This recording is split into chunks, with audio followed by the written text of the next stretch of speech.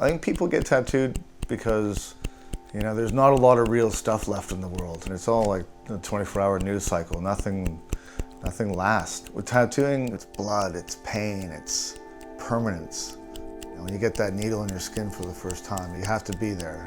You can't just call it in. You have to sit there and take the pain, and then sit there and heal it, and then you got to live with the consequences of your action. Good morning, everybody. Welcome back to the next episode of the show. Today I'm going to do something a little bit different. The last few shows I've been talking about, you know, skin preparation, tattoo ethics and morality, apprenticeships, all the technical stuff. But the other day I posted a photo of myself from my first year of tattooing, just an old picture of me in front of my tattoo shop, and a lot of questions about where I'd lived, where I'd tattooed, a little bit about what my tattoo history was. So I thought I'd make a little video just explaining the timeline of me getting into tattooing and how it all came about, where I traveled to, where I ended up, and how I came to be living in Australia. So this will be just a journey of sorts of my tattoo journey. So we'll start with, I started tattooing very young. My father had a tattoo when I was a kid, and so, you know, living in a small town outside of Toronto, Canada, there wasn't a lot of tattoo shops. This is, you know, in the 70s, right? I'm a little guy. I was born in 71. So not a lot of tattoo shops around, not a lot of tattooed people. But my dad had this eagle from when he was in the Navy, and I was obsessed with it. I used to redraw it. I used to color it in. It was a shit tattoo, right? But, you know, it was the only tattoo going, and as a little boy, I thought it was the coolest thing ever. So then I used to try and replicate it on myself with a marker. I used to draw it on my friends. I used to draw all sorts of shit on my friends, and their parents hated me. I used to get wax paper, and I'd put paint on one side of the waxy paper and make transfers. This is all when I was like 7, 8, 9, 10 years old. So I was already very interested in it. In my early teens, like maybe even 12, 13, 14, I was doing, you know, needle and India ink little tattoos on myself and my friends. And, you know, just dumb shit you do when you're a kid, right? But tattoos had such a powerful attraction that, you know, you just felt compelled to do it. You know, there was one kid in my school, in my high school, who had a professional tattoo. His dad was a biker. He was 15. He had the coolest eagle, like old school eagle, done professionally. We were all of us other kids were blown away, right? So fast forward a little bit. I left home quite young. I left home at 15. And I ended up in a sort of street gang of sorts, living in Toronto by myself with these guys. And, you know, we made homemade machines, and we did a little bit of tattooing on ourselves and other people. And, you know, we knew it was wrong because, you know, the gang that we were in was kind of adjacent to some biker gangs. And in the biker gang culture, you know, that's where tattooing comes from in the West, right? So we understood the morality of tattooing. We understood all sorts of stuff. You shouldn't tattoo from home. You shouldn't tattoo yourself. And so we did a little bit of that just because we were young and stupid. And eventually, you know, we grew out of it, and I stopped. Right? I knew that I wanted to be a tattooer one day. I didn't think my drawing was good enough to do it yet, so I kind of just never really got into it when I was young. You know, drawing's one of those things that, you know, if you don't dedicate all your time and energy to it, it doesn't matter how much skill or talent you have, it doesn't blossom, right? You can be the best genetic athlete, but if you don't train and you don't practice your sport, you're not going to succeed. So, yeah, I did a lot of other things in my teens, a lot of other jobs and stuff, you know, construction, a bit of this and that. I was a private investigator for a couple of years, believe it or not. And then when I was in my early 20s, I thought, you know what, I'm going to be a tattooer now, right? So I had just broken up with my girlfriend in Toronto, and I was like, I got to get the fuck out of town. I packed up all my stuff, my motorbike, my dog, all that, put it on a trailer, and drove across the country and ended up in Victoria, in Vancouver Island. And I was working door at a nightclub. I'm living with my dad on a freaking boat. So me and my dog and my dad living on a 30-foot boat with his wife. And I thought, okay, I'm going to save some money up and buy the equipment. I'm going to jump in. So I'm drawing every day. You know, I spent all my money. I think it was $1,000. I sent it off to Spalding and Rogers, and I bought the Super Saver Tattoo Kit number 2, right, which was the deluxe. 2 machines, 6 tubes, little set of inks, some flash sheets, the whole bit. That comes, I get that, do a couple of tattoos on people in the neighborhood, tattooed my dad, I did another eagle on the other side of him, tattooed myself a little bit. You know, and I had a lot of balls when I was a kid, so I had these, you know, I think I had about 10 photos. I went up to the local tattoo shop in town, the fucking shit shop, the Tattoo Emporium. And I showed this biker lady, right? 6'3", fucking cracked out biker lady, but it was her shop. I guess she got it in some divorce with her biker husband. And she gave me a job on the spot. There you go. So I'm working in this shop in a industrial park. She had no phone, so the bills weren't paid, so there's no phone. But the shop had been there a while, so there was a lot of people who just came by and got tattooed. It was right near a military base, so it was, and right near an Indian reservation. So I was either tattooing Native Americans or I was tattooing soldiers and sailors. So that was pretty much it. So I kind of cut my teeth in that environment with zero oversight, no mentoring. Ended up working by myself for 6 months. After about 2 weeks, everyone else went and traveled, so I was on my own. And then I realized like I wasn't really doing very well, and I needed some help. I needed to be amongst people who knew what they were doing.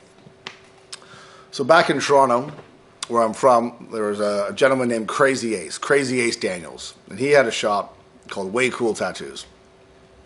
And he was this old Canadian biker dude that had spent the last 20, 30 years in America.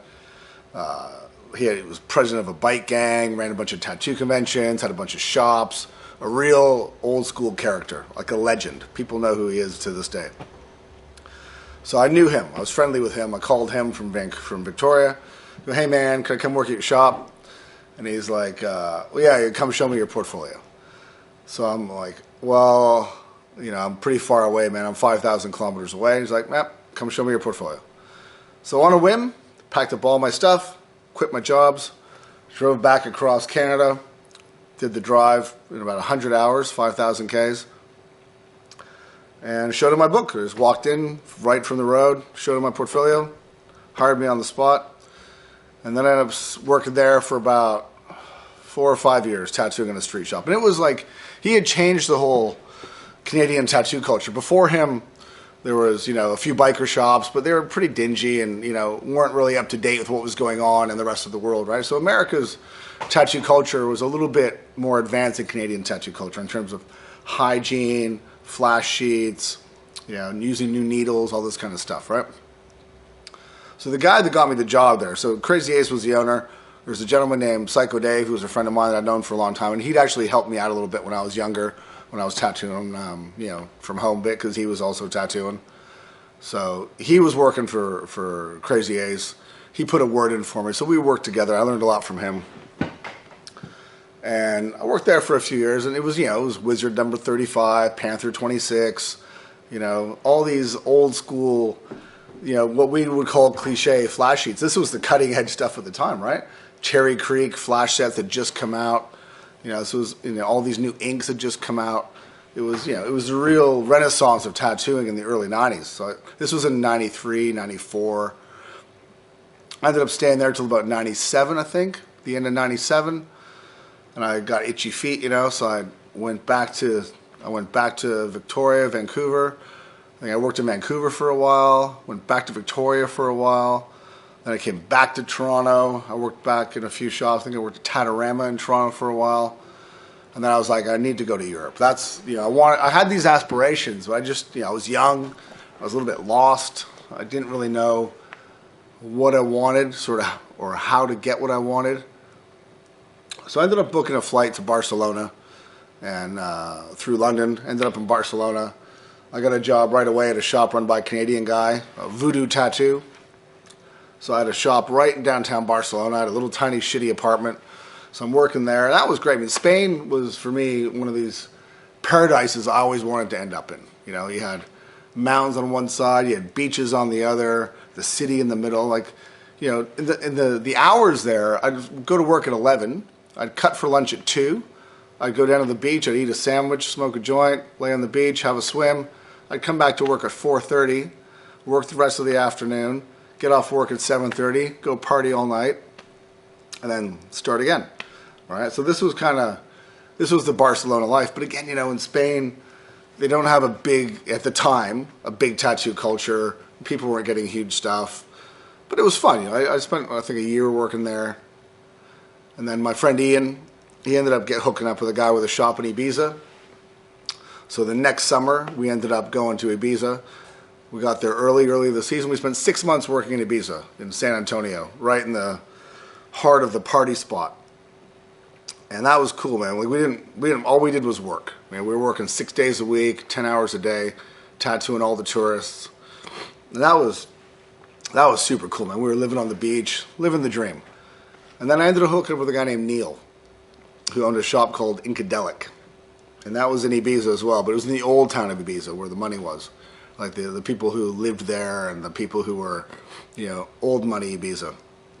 And his shop, he was I'd always worked in street shops. I didn't really do a lot of custom stuff at this point, apart from, drawing some bits and pieces from Flash. But Neil was old school. He had a pedigree of, working with Philip Liu and working with some real, good tattooers, right? Real famous tattooers. So I worked with Neil, and he taught me a lot of stuff, more about technical stuff like needle making and technique and stuff like that. And that really opened my eyes a lot to what was possible for me. I started drawing more, doing more custom stuff. And then after the season was done, I went back to Barcelona, worked a little bit there. And then I started branching out, looking for other places to work. So I went to the UK, I worked in Leeds. And back then, this was 2002, 2003, 2004. It wasn't like it is now. There was no Instagram, there was no Facebook for tattoos. It was all word of mouth, who you knew. You'd have to write an email or a letter or call the shop, introduce yourself, have a reference. People couldn't just peruse your portfolios online so much. I had a website, but not a lot of tattooers then were tech savvy, right? So I've had a website since '95. Right? I was really early adopter of the internet. But getting old school guys to look at your website, most people didn't have computers back then. No one had smartphones, so it was a different time, right? And, some of these guest spots, I'd live in the tattoo shop. I'd be showering in a bucket upstairs. You really had to kind of, suffer for your art, so to speak, right? So, between working in England, I went to Denmark. I worked in Denmark in the red light district for 6 months. I ran a shop there for an old biker dude. And that was cool, I was right in the heart of the red light district. There's hookers walking around, there's porn shops. It was full on. And again, I was living in the shop, right? I'm living in the shop, working 6 days a week, 12-hour days. And then I ended up meeting Henning Jorgensen, went and visited him up at his shop in Helsingør, developed a bit of a relationship with him. I traveled some more. I went and worked in Norway, far north Norway for a while. And then just back and forth, right, to all these different places. And I always ended up in Barcelona, because I had my little apartment in Barcelona, which I'd use as my jumping off spot. So I'd always go travel, come back to Barcelona, go travel, come back to Barcelona. And then Ian, a friend who hooked me up in Ibiza, he hooked up with an Aussie dude who had a shop in Victoria, Vic Market Tattoos. So I went down to Australia, and that's how I first got my sort of roots in here, is that I went and worked at Vic Market Tattoos, and then they hooked me up. I worked at Intervision in Sydney for Cliff Clayton. Then I went and worked up in Queensland for Paul Braniff at Skin Effects. And so I did this little tour of Australia, and then I stopped in Thailand. I worked a little bit on the beach there, tattooing on the beach, and then back to Barcelona, and then start the cycle again. So I had this little routine that I was doing for about 7-8 years of working at these European shops, working in Australia, working in Thailand, and I'd just repeat this. And it was a good life, I was just living the dream. And I was learning a lot, and my whole life was tattooing. I didn't go anywhere without my machines. I didn't have holidays, so to speak. Everywhere I traveled was for work, right? And this was when you could fly with all your stuff and no one gave a shit, I mean? Like I used to travel with my inks and my needles on my machines on the plane, in my carry-on, right? Before, after 9/11, there was certain things you couldn't do, but it was still fairly easy to travel with your gear on the plane. Obviously, you can't now. You can't have liquids. You can't have pointy things. But then it was a little more lax, right? And no one really knew what tattooing was. Tattooing wasn't in the main, mind of most people. People, the customs guys wouldn't know what a tattoo machine was if they looked at it, right? Now everyone kind of knows what they are. So it was different. So eventually, I got a little bit tired of traveling, right? So I did all these trips, and then I did one last big trip. I went to New York City, worked for Troy Denning. I went to Seattle, worked for Aaron Bell at Slave to the Needle. I was in San Francisco. I was up in Vancouver working for John the Dutchman, and this was an interesting trip because I worked in New York City for about a month for Troy with all these great guys. I made friends with Marco Serio, Regino Gonzalez, all these dudes that were fucking awesome, like way past my level. And they say if you want to learn, you want to be the dumbest person in the room so you can learn from all the smart people, right? And I was certainly the dumbest guy in the room. I was still figuring shit out, but I was absorbing all this information, right? And working at all these shops and learning on, how to run not just how to tattoo, but, eventually I figured I'd have a shop one day. So you're learning how to run a shop, how to manage people. And some of these guys, like, Aaron Bell's an operator. He's got 2 shops. He's got a good crew. John the Dutchman, amazing artist, amazing tattooer, had a good shop. I learned a lot about drawing techniques from him. So from each place I went, I got to learn a little bit something different, right? Sometimes it was just like how not to run a shop, how not to run a crew at some of these other, more questionable shops I'm not mentioning.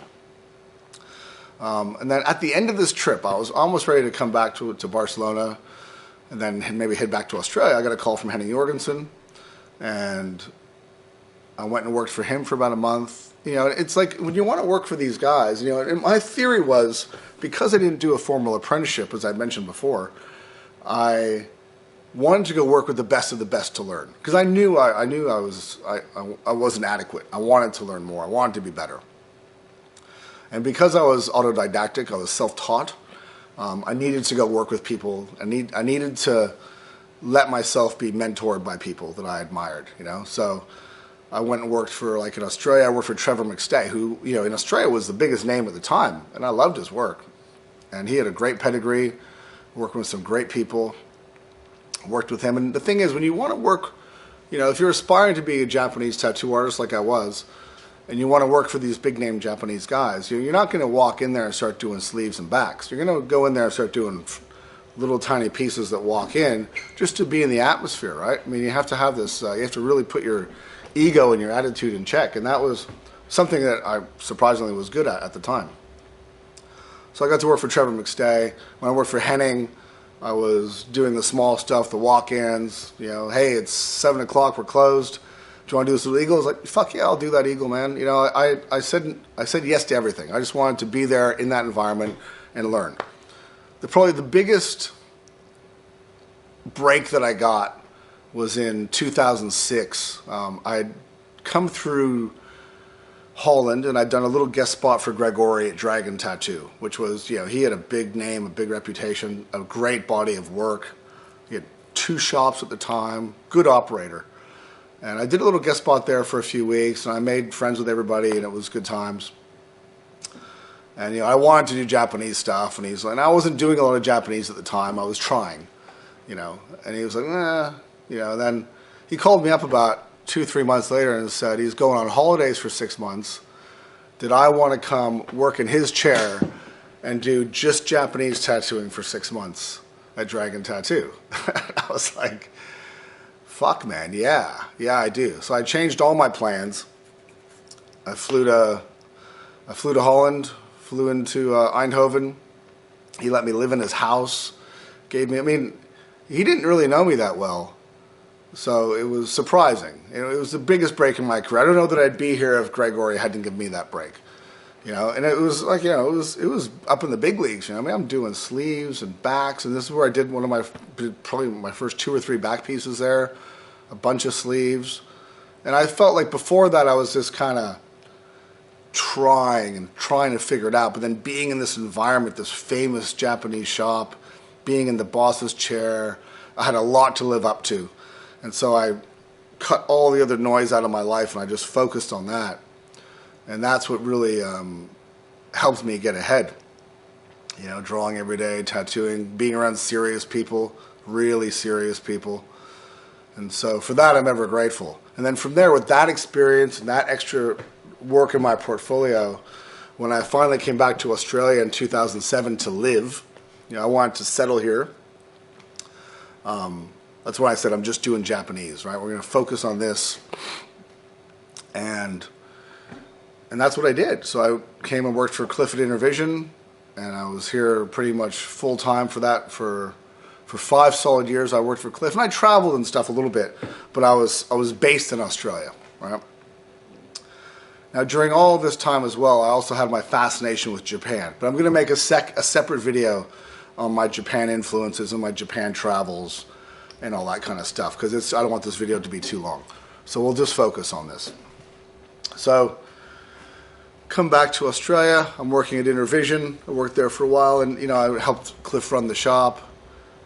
And being able to just focus on Japanese stuff and have this, history and these experiences of what I went through and who I'd worked for, and these people I looked up to, and I would still, I would still call them and I'd ask them for advice and this kind of stuff. And this is what kind of helped me get where I am. Was having all these great people mentor me, and allowing myself to be teachable. Because I think that's the hardest part. Like, I try to do that with people that work for me, and some people are receptive and some people are not, right? It just depends, So, but anyways, that's the basics of my travels to get here to Australia. After being at Intervision until about 2012, we had a little bit of a falling out, Cliff and I. We're still friends now. It's just one of those things that happens when you're around people for a long time. I opened up my little private studio, which was cool, right? I had a little private studio in my house. My house had 2 entrances. I had a little Japanese-style dojo set up. It was really nice. I'm working alone. It was quiet. It was private. No distractions. But eventually I realized that I wanted to have a little bit more. I wanted to have a shop. I wanted to be around people. I'd always worked with people. And I missed that camaraderie and that chatter and that banter and the excitement in the air, being in a shop environment. And so I opened up Authentink. Right? This place that you see here, my wife and I got this place. And it used to be just me working in here by myself, and slowly we started to hire a few people and build up our crew and make it what it is today, right? Which is, a pretty powerful shop with, usually between 12 and 15 artists at any given time. But it started off with just me in this place. So that's the basics of how I started. Not going too much into the weeds, but you get the idea. And so I'll do another video later on the Japanese stuff about going and book buying and meeting the masters and getting my tattoo name from Horiyoshi and all that kind of stuff. All right. So if you have any questions, comments, or anything like that, hit me up in the DMs or the comments. Let me know. And I hope you enjoyed my little story. Thanks for listening, guys. Ciao.